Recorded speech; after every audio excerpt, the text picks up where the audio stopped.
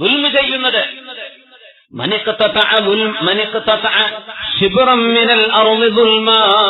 മനുഷ്യൻ മണ്ണിന് വേണ്ടി സംസ്കാരം മറന്നുപോവുകയും മനുഷ്യന്റെ നല്ല ഗുണങ്ങളും സ്വഭാവങ്ങളും മറന്നുപോവുകയും പൈസയ്ക്ക് വേണ്ടി, കാശിന് വേണ്ടി, ഭൂമിക്ക് വേണ്ടി സ്വന്തം മാതാപിതാക്കളോടുള്ള ചോരബന്ധം പോലും മുറിച്ചു കളയുന്ന ആധുനിക ലോകത്തെ ചെറുപ്പക്കാർ, ആണുങ്ങളും പെണ്ണുങ്ങളും ഒന്ന് കേൾക്കണമേ. അല്ലാഹുവിന്റെ ലോകം നീതിയുള്ള ലോകമാണ്.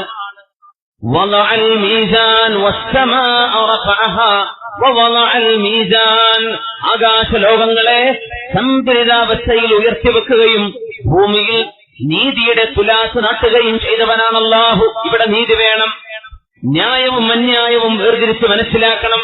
മുസ്ലിം ന്യായത്തിന്റെ കൂടെയാണ്, അന്യായത്തിന്റെ കൂടെയല്ല.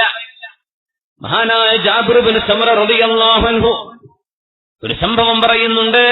മഹാനായ ഉമർ ഫാറൂഖ് റളിയല്ലാഹു അൻഹു ഭരിക്കുന്ന സമയത്ത് കൂഫയുടെ ഭരണാധികാരിയാണ് സഅദ് ഇബ്നു അബീ വഖാസ് റളിയല്ലാഹു അൻഹു. സഅദ് എന്നവരെ സംബന്ധിച്ച് കൂഫക്കാർക്കൊരു പരാതി. ഉമർ തങ്ങളോട് പരാതി പറഞ്ഞു. എന്താ പരാതി എന്നറിയോ?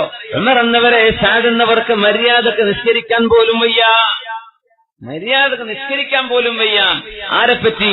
ഹബീബിന്റെ സ്വഹാബിയെ സംബന്ധിച്ച്.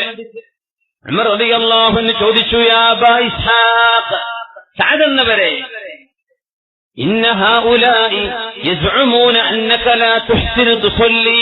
സഅദേ, നിങ്ങൾക്ക് നിസ്കരിക്കാൻ പോലും അറിയില്ല എന്ന് ഇവർ പറയുന്നുണ്ടല്ലോ. സഅദേ, എന്താണ് ഇതിന്റെ നിജസ്ഥിതി എന്ന് ചോദിച്ചു.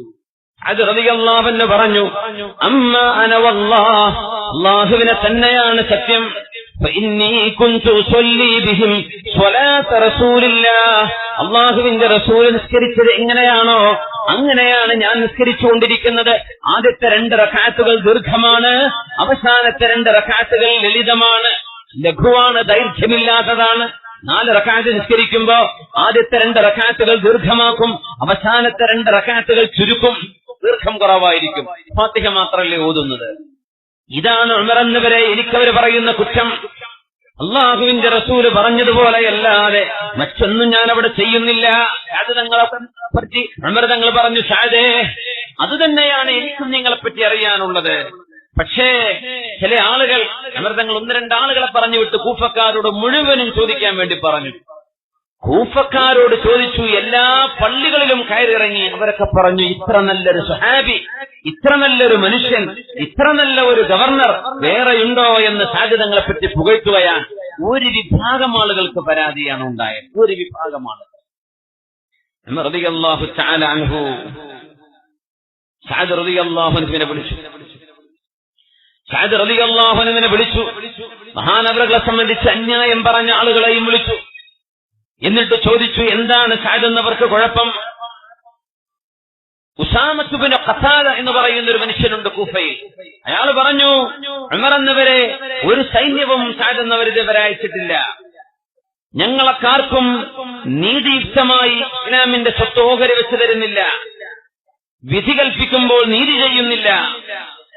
സഅദ് റളിയല്ലാഹു അൻഹു പറഞ്ഞു, ഞാൻ ചെയ്യാത്തത് എന്നെപ്പറ്റി പറയുകയാണോ? അമാ വല്ലാഹി ലഅദ്ഉവന്ന ബിസലാസ്, ഇതിന് മറുപടിയായി 3 ദുആയാണ് ഞാൻ ചെയ്യുന്നത്.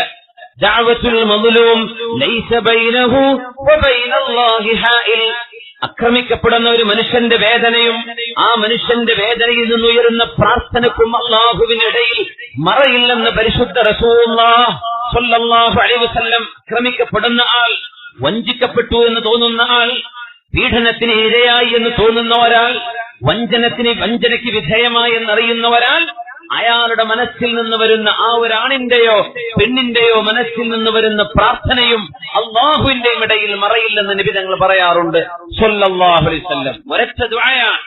എന്താ സാധന ദുആ എന്നറിയോ? സാദ് തങ്ങൾ പറഞ്ഞു, അല്ലാഹുമ്മ ഇൻ കാന അബ്ദുക ഹാദാ കാദിബാ, അല്ലാഹുവേ, ഈ മനുഷ്യൻ ഉസാമത്ത് ഇബ്നു ഖതാദ എന്ന ആൾ എന്നെപ്പറ്റി പറഞ്ഞത് നുണയാണെങ്കിൽ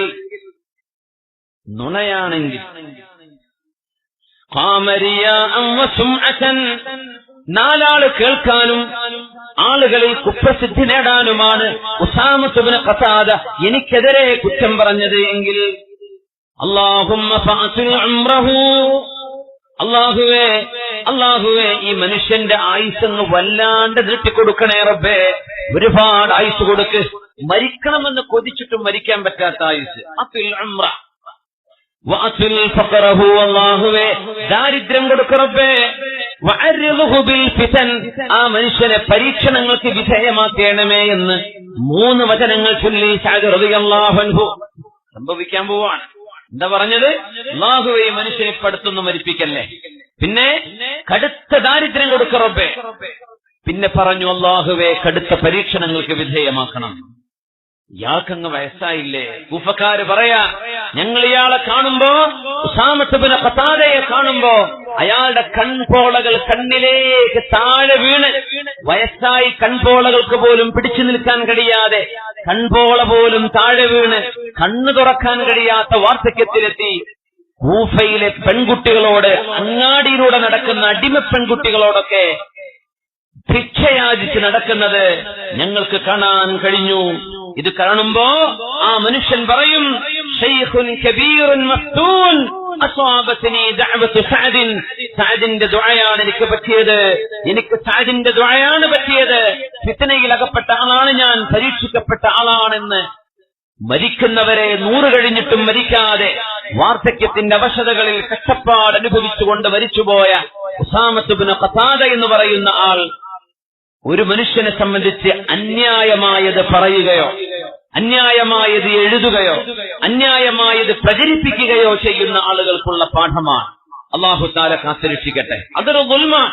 ഒരു മനുഷ്യന്റെ ഫീലിംഗ്സ് ഹേർട്ട് ചെയ്യാന്ന് പറഞ്ഞാൽ, ഒരു മനുഷ്യന്റെ മാനസിക അവസ്ഥകളെ പരിഗണിക്കാതെ, ഒരു മനുഷ്യന്റെ മാനസിക അവസ്ഥകളെ ഗൗനിക്കാതെ ഗീബത്തും നമീമത്തും സോഷ്യൽ മീഡിയകളിലും അല്ലാതെയും പരസ്യമായും രഹസ്യമായും ഗീബത്തുകളും നമീമത്തുകളും പറഞ്ഞുവിടുന്ന കാലമാണിത്.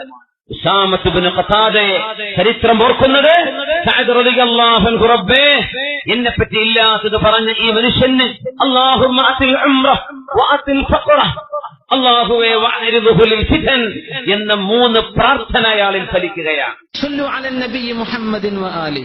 اللهم صل على سيدنا محمد وعلى آل سيدنا محمد وبارك وسلم عليه. اللهم صل على سيدنا محمد وعلى آل سيدنا محمد وبارك وسلم عليه. ഒരുപാട് സ്വലാത്ത് നമ്മുടെ ഹബീബിന്റെ ഹളറത്തിലേക്ക് എത്തും. അല്ലാഹു എത്തിച്ചു കൊടുക്കട്ടെ, അവിടുത്തെ അല്ലാഹു സന്തോഷിപ്പിക്കട്ടെ.